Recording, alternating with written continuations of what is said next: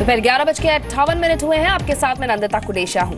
पूर्व under secretary RVS मणि के आरोप के बाद चिदम्बरम का बचाव में अब कांग्रेस अध्यक्ष सोनिया गांधी उतर आई हैं। सोनिया गांधी ने कहा है कि इस मामले में चिदम्बरम पहले ही सफाई दे चुके हैं, लेकिन मामले में कांग्रेस नेतृत्व को निशाना बनाया जा रहा है।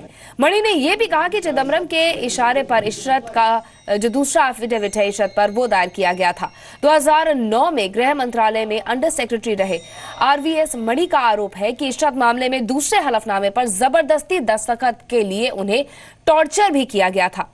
तत्कालीन एसआईटी चीफ सतीश वर्मा ने उन्हें सिगरेट से दागा था। सीबीआई ने उनकी जासूसी भी करवाई थी। ये तमाम आरोप मणि ने लगाए हैं।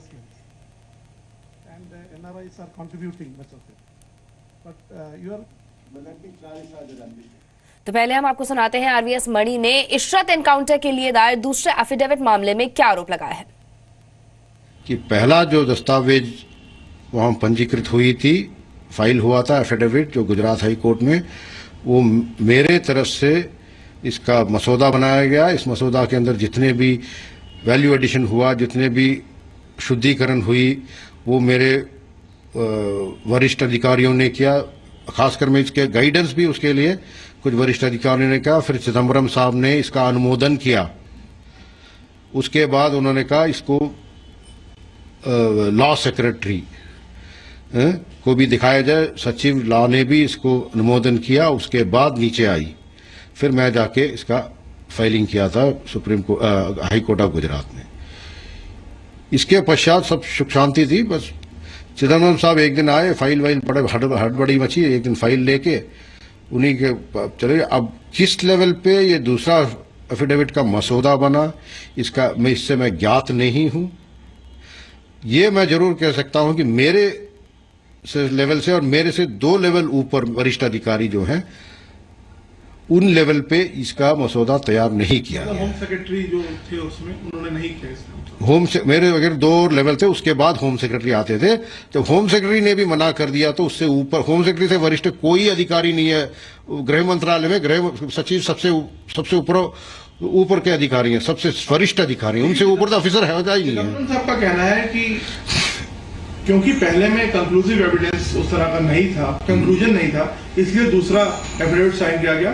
और उन्होंने बोला कि ये अनफॉर्चुनेट है कि पिल्ले साहब उससे अपने आप को डिस्टेंस कर रहे हैं। देखिए, ये सब तो फाइल में पता लग जाएगा कि किस लेवल पे दूसरा एफिडेविट फाइल हुआ था, साइन ड्राफ्ट हुआ था। ये फाइल में पता लग जाएगा। उस वक्त के तत्कालीन आप फाइल देके, मिसिल देके, उसमें सब कुछ स्पष्ट लिखा गया है।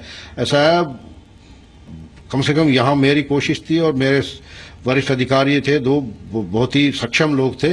हम लोगों की यही कोशिश होती थी कि हर चीज स्पष्ट तरीके से कागजों में डाला जाए, बिकॉज सरकार के आगे आने वाले के लिए वो बड़ा सहूलियत देती है।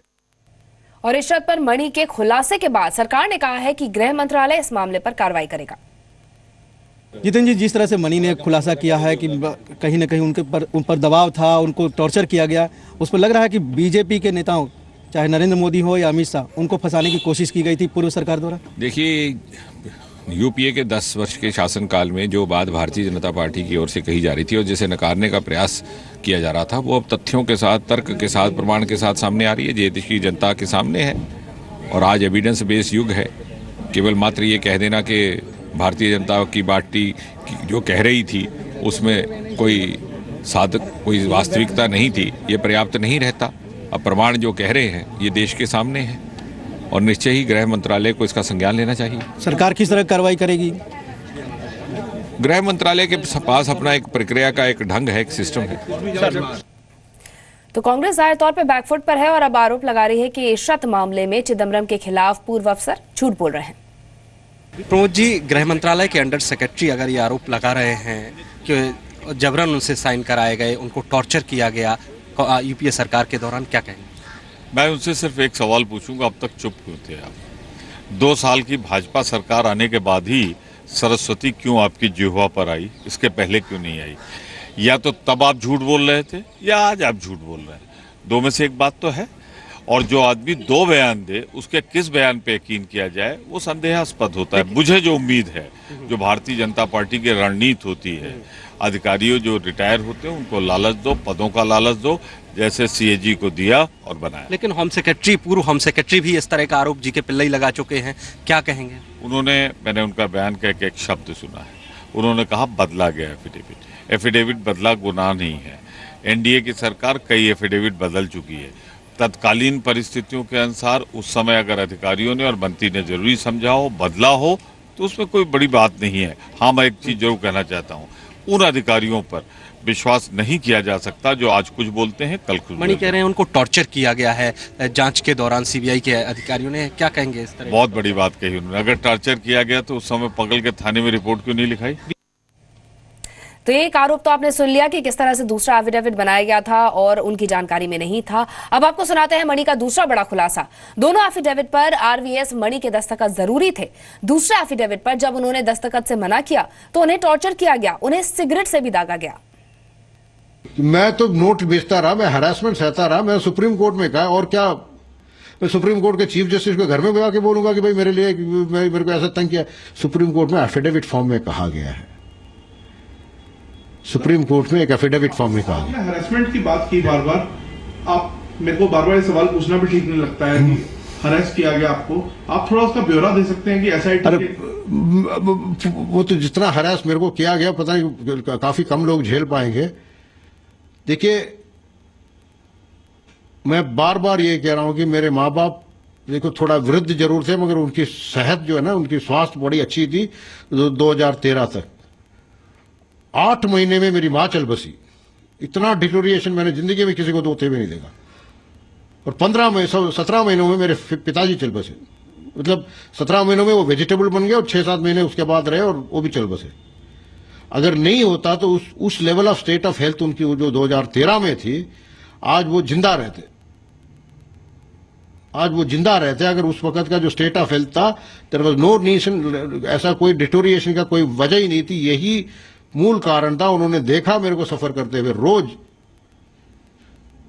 सीबीआई के अफसर चेंज कर रहे हैं। मंदिर जाऊं तो मंदिर तक नहीं छोड़ा भाई। मंदिर में मेरे पीछे सीबीआई के अफसर लग गए। सीनियर मोस्ट अफसर है थी वो। मैं मंदिर में जाता हूं एक जगह सुबह, संडे सुबह तो अमूमन लगभग मैं उस संडे सुबह वहीं रहता हूं, 7 बजे तक 10 बजे तक, वहां तक नहीं छोड़ा इन्होंने। तो एसआईटी क्या चीज आप क्या कहते थे?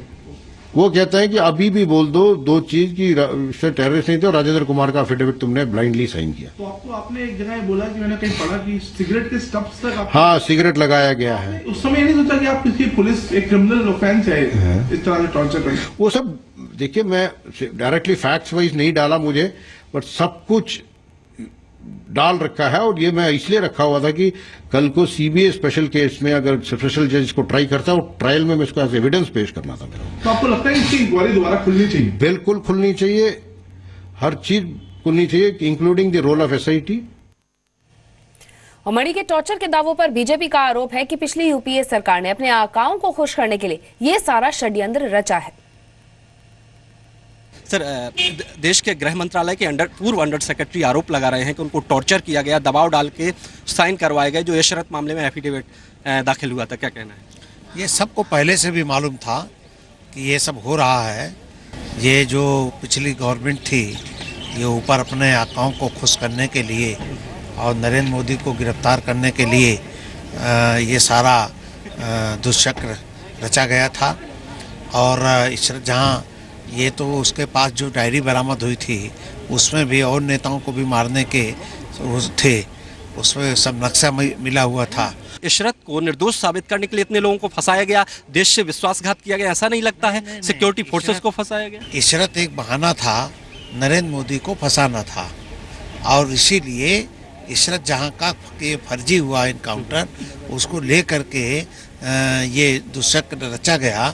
और उसमें अमित शाह, नरेंद्र भाई, ये सबको वहाँ पर कैसे फंसाया जाए। एसआईटी ने आखिर नरेंद्र मोदी से पूछताछ भी की थी, ये सारा चीज़ें चली।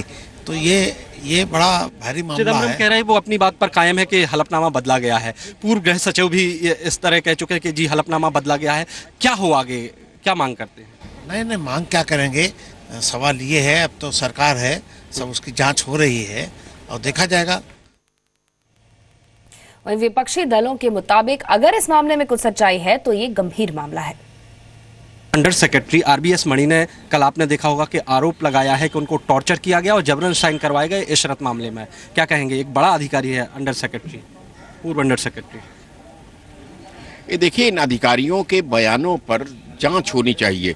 किसी के बयान पर सरकार का रुख स्पष्ट नहीं होता है। लेकिन सर, पूर्व गृह सचिव भी कह चुके हैं अगर इशरत मामले में बदला गया है हलफनामा, आपको नहीं लगता बेहद गंभीर मामला है, देश से धोखा हुआ है?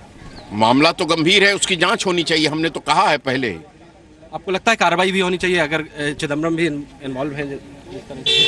चिदम्बरम कहाँ से इन्वॉल्व हैं ये देखना पड़ेगा।